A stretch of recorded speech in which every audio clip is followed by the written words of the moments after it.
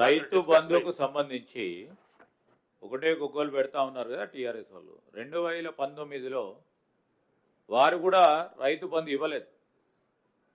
మనం ఇచ్చాం ఆ అమౌంట్, మనం ఇచ్చాం 7,660 కోట్లు.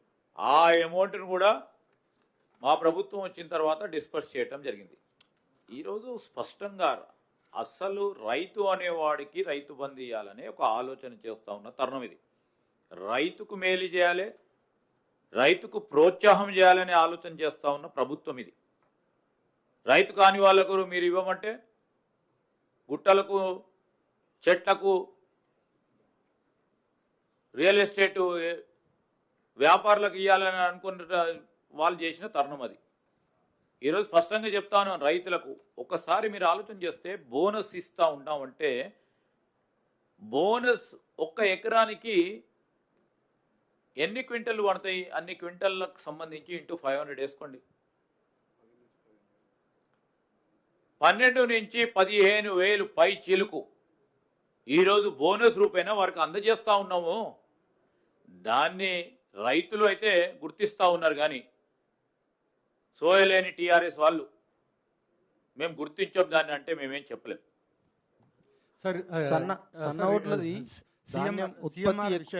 సిఎంఆర్ విషయంలో ఇక్కడ రైస్ మిల్లర్లు నిరసన తెలుపుతున్నారు కాబట్టి సన్నాల విషయంలో పక్క రాష్ట్రాలకు సిఎంఆర్ చేయించే అవకాశాలు ఏమైనా ఉన్నాయా సార్? వాళ్ళ 3 మెయిన్ డిమాండ్స్ ఉన్నాయి. 67% recovery, bank guarantee, 10% bank guarantee, ఇంకా మిల్లింగ్ ఛార్జెస్ పెంచాలని వాళ్ళ 3 ప్రధాన డిమాండ్స్ ఉన్నాయి.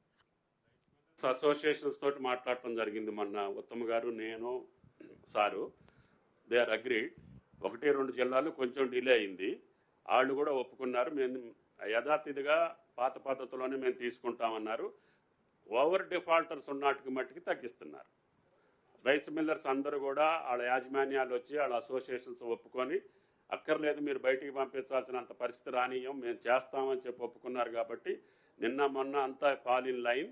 ఫస్ట్ వీక్లో స్టార్ట్ అయినటువంటి కొనుగోళ్లు ఇప్పుడు సక్రమైన దారిలో పడ్డది. ఎక్కడా కూడా మీకు ఇబ్బంది రాదు.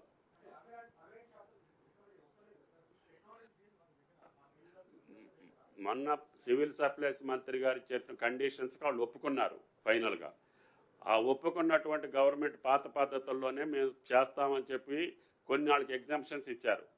బ్యాంక్ గ్యారంటీలు 100% వద్దు, 10% ఇవ్వండి, మిల్లింగ్ ఛార్జెస్ పెంచడం, ఇటువంటి వెసులుబాటు అంతా ఇచ్చిన తర్వాత they are in the line. Sir, ఈ రైతు బంధు అనేది ఇన్ని ఎకరాల వరకు ఇస్తామనేది నాకు క్రాఫ్ ఏమన్నా పెట్టగలుగుతున్నారు సార్? సబ్ కమిటీలో రావాలి, సబ్ కమిటీ రిపోర్ట్లో వస్తుంది అది.